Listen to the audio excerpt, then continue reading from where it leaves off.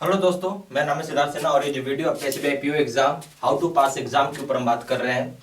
ठीक है, पीओ कम कैसे निकाल सकते हैं एसबीआई का, वो भी। और मैं 2010 में एसबीआई में पीओ बन के आया। अब मैं अपना आपको सक्सेस स्टोरी बताता हूँ, बस वैसे ही आपको। सबसे बड़ा चीज़ होता है स्टेप नंबर 1, वो है गाइडेंस। आपको किसी के मार्गदर्शक की ज़रूरत होती है, बिना इसके ना आप निकाल ही नहीं पाओगे, बहुत मुश्किल है। जब मेरा सिलेक्शन हुआ था तो मेरा एक फ्रेंड था जो कि एसबीआई पीओ में 2009 का बैच का था। ठीक है, कब का था? एसबीआई पीओ 2009 बैच का था। जो मेरा फ्रेंड था, मैं उसके यहाँ रहा हूँ, मतलब मैं उसके यहाँ स्टे किया हूँ, उस फ्रेंड के यहाँ रुका हूँ, मैं स्टे किया हूँ। ठीक है, उसने मुझे बताया कि उसने क्या मिस्टेक्स किया। जो फ्रेंड का सबसे बड़ा नसीहत था, क्या उसने मिस्टेक किया वो मुझे बताता था। ठीक है, कि वो मिस्टेक मैं रिपीट ना करूँ। ये सबसे बड़ा चीज हो जाता है गाइडेंस का। ठीक है, अब ये मैं बोलूँ सबके पास तो होगा नहीं ये चीज। ठीक है, इस सेंस में थोड़ा लकी था कि मुझे ये मिल गया। अब मेरा झटपट सिलेक्शन हो गया। मात्र मान के चलिए कि नोटिफिकेशन आया, 3 महीने में सब कुछ हो गया, 3 महीने में फाइनल लिस्ट आ गया, मेरा फाइनल मेरिट बन गया। ठीक है, पर ये सबके साथ नहीं होगा। ठीक है, सबके पास कौन कहाँ से लाएंगे भाई? वो कौन उनका फ्रेंड है, कौन उनका दोस्त है, कौन उनका भाई है जो इतना करेगा? कोई नहीं करेगा। तो एक स्टेप तो हो गया गाइडेंस। मान लीजिए आपके पास कुछ भी नहीं है, ठीक है, इसका भी सॉल्यूशन है। ठीक है, जिसके पास कुछ भी नहीं है तो वो भी कर सकते हैं, पास होने में कोई दिक्कत है नहीं है सर।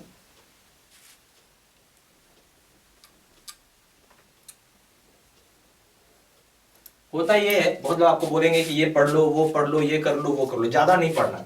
अब मैं आपको एक ही चीज बोलूंगा, बहुत ओवर रीडिंग नहीं करना, यानी ओवर स्टडी नहीं करना, मैं आपको बोलूंगा। ठीक है, आपने एक बार कोर्स कंप्लीट कर लिया, या मैं बोलूं आपने एक बार सिलेबस कंप्लीट कर लिया जहां से पढ़ते हो आप। ठीक है, मान लीजिए कंप्लीट हो गया आपका। अब आपको क्या करना होगा इसके बाद? सिलेबस कंप्लीट हो गया, कोर्स कंप्लीट हो गया, क्लियर हुई बात? अब जो आपका दूसरा स्टेप है, ठीक है, तो स्टेप 1 हो गया। ओवर स्टडी नहीं करना है, सिर्फ काम है कोर्स कंप्लीट करना, सिलेबस को कंप्लीट करना। ओवर स्टडी का मतलब एक ही सवाल को 50 तरह का, एक ही प्रकार का सवाल को 50 क्वेश्चन बना रहे, यानी सेम टाइप का क्वेश्चन को आप 50 टाइम्स सॉल्व कर रहे हो, है ना? ये सब करने की जरूरत नहीं है, ये सब करने की बिल्कुल जरूरत नहीं है। टाइम किलिंग करना है ये सबसे टाइम किल होता है। हमें क्या करना है? हमारा सबसे बड़ा लक्ष्य होना चाहिए कि हमारा 6 मंथ में रिजल्ट आ जाए, 6 मंथ में हम रिजल्ट आ जाए। और ये ऐसे नहीं आएगा, मेहनत करना पड़ेगा आपको, वर्क स्मार्ट करना पड़ेगा, सीधा सा बात।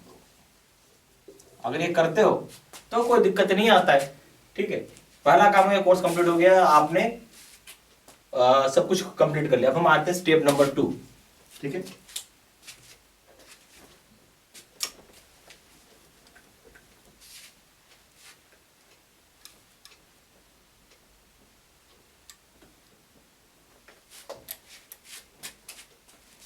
स्टेप नंबर 2, अब आप क्या करो, प्रीवियस ईयर का क्वेश्चन बैंक लो, प्रीवियस ईयर का क्वेश्चन बैंक लो। ठीक है, जैसे मान लो एसबीआई की तैयारी कर रहे हो, एसबीआई का ले लिया लास्ट 10 ईयर्स का। बहुत ध्यान से सुनना, लास्ट 10 ईयर्स का ये करना जरूरी है आपको। ठीक है, अब ये क्वेश्चन बैंक लिया, आप इसमें बनाओ।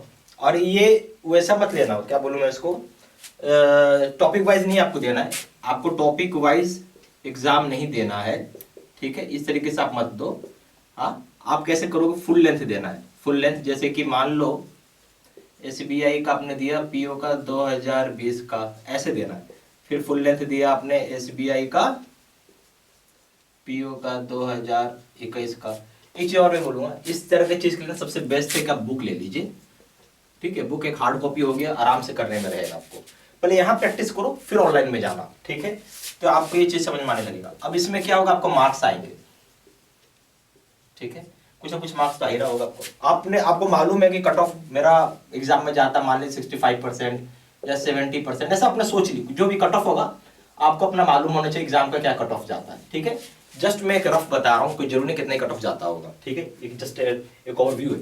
तो फुल लेंथ आप जब देने लगते हो मॉक टेस्ट, ठीक है, तो अब आपका कुछ ना कुछ नंबर आ रहा होगा। ठीक है, लेट सपोज 48 ही आया, हाँ, फिर मान लीजिए यहाँ दिया तो आपको 48 ही आया, ऐसा एज्यूम कर रहा हूं मैं। ठीक है, मिस्टेक क्या हो जाता है आप लोगों से, आप लोग रियलाइज नहीं करते हो। क्या नहीं करते हो? रियलाइज। अब रियलाइज का क्या मतलब है कि अगर आपने यहाँ मॉक टेस्ट दिया, आपके 48 नंबर आ रहे हैं और कट ऑफ था 70%, तो अभी आप यहाँ पे कितने नंबर कम हो, कितने नंबर कम हो आप, 22 नंबर कम हो, ठीक है, 22 मार्क्स आप कम हो।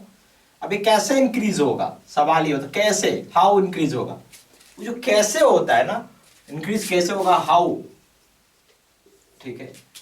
कोई बोल देगा स्पीड, एक चीज बताऊं, यहाँ स्पीड मैटर नहीं करता, ठीक है, यहाँ मैटर करता है एक्यूरेसी, क्योंकि आप पीओ का एग्जाम दे रहे हो, पीओ में हमेशा एक्यूरेसी मैटर करता है, स्पीड मैटर कर जाएगा आपका क्लर्क के एग्जाम में, यहाँ कभी मैटर नहीं करता आपको, ठीक है।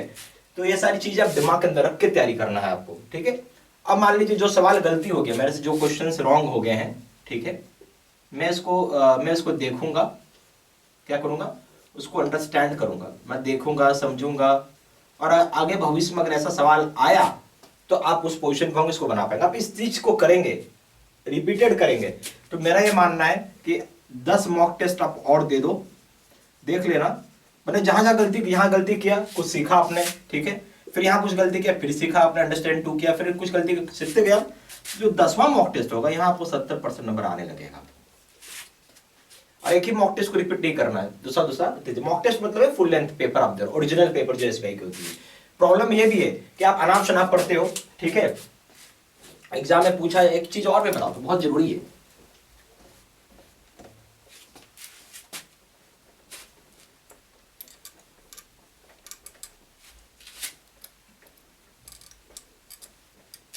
बहुत लोग क्या करते हैं, अनाप शनाप जो मन में आया क्वेश्चंस बना रहे हैं। क्वेश्चंस का आपको एक लेवल मालूम होना चाहिए एग्जाम में क्या आता है, ठीक है, किस तरह के पूछते हैं। ना आपको इससे ज्यादा हाई पढ़ने की जरूरत है, ना आपको इससे ज्यादा लो पढ़ने की जरूरत है, एग्जैक्ट यही पढ़ना है आपको, तो ही आपका काम बनेगा। और दूसरी बात अच्छी और मैं बताता हूं, ठीक है, आप जब पढ़ रहे हो तो मतलब नहीं बोलते कि इरेवेलेंट चीज नहीं पढ़ना, इरेवेलेंट बहुत सारे इरेवेलेंट चीज आपको मिलेगा, यूट्यूब पे 1000 चीज मिल जाएंगे आपको कि ये पढ़ लो, वो पढ़ लो, ये कर लो, वो कर लो। इरेवेलेंट चीज नहीं पढ़ना है, आपको जानना चाहिए कि एसबीआई में पीओ के एग्जाम में टॉपिक्स क्या क्या है, ठीक है, उस टॉपिक की टफनेस कितनी है, बस उतना ही पढ़ना है, इसी टफनेस पर रहना है। अपने मन से बहुत ज्यादा हाई नहीं पढ़ना है, मैं बोलूँ थोड़ा हाई चलेगा, ठीक है, हल्का सा हाई चलेगा, पर मैं अगर यहाँ पे शब्द लगा दूं वेरी हाई, तो वेरी हाई के चक्कर मत रहना, ठीक है, हल्का फुल्का हाई चल सकता है, ठीक है। अब बहुत हाई में नहीं रहना है कि बहुत हाई में बहुत टाइम लगेगा, बहुत हाई में बहुत टाइम लगेगा, यहाँ टाइम देने लोगे तो वहां मर जाओगे पेपर में। तो जब तक ये सब चीज नहीं करिएगा रिजल्ट नहीं आएगा। मैं आपको स्पष्ट बताता हूँ, सबसे बड़ा चीज हो गया एक गाइडेंस। कोई एक ऐसा आदमी को पकड़ लो भैया जिसको जानते हो, बहुत हेल्प करता है, बहुत बढ़िया आपको गाइड करेगा। नहीं है, जो जो चीजें मैंने बताया आप फॉलो करो।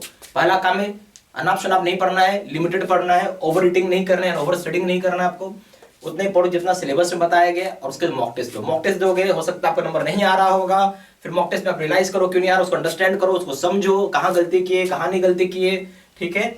उसके बाद फिर आप आओगे क्वेश्चंस के लेवल पे आना है, आपको देखना बहुत हाई लेवल का तो नहीं पूछ रहा होता ना क्वेश्चन, बहुत ही हाई लेवल है, ऐसा हाई लेवल में पूछता ही नहीं एग्जाम में, मीनिंगलेस है, क्या करोगे वो सब पढ़ के, ठीक है। आप एग्जैक्टली वही लेवल पढ़ना जो एग्जाम में पूछा जाता है, हाँ हल्का सा टफनेस चल सकता है, ठीक है, और इस तरीके से आपको करना है। इरेलेवेंट चीज नहीं पढ़ना, ऐसा बहुत अनाप शनाप चीज आपको मिलते रहेंगे। आई होप वीडियो आपको समझ में आया होगा, फिर भी कुछ डाउट होगा तो आप कमेंट नीचे पूछ सकते हैं, और चैनल पे पहली बार आए होंगे चैनल सब्सक्राइब कर लीजिएगा, और क्लिक बेल आइकन को प्रेस कर दीजिए। वीडियो अच्छा लगा हो तो थैंक यू।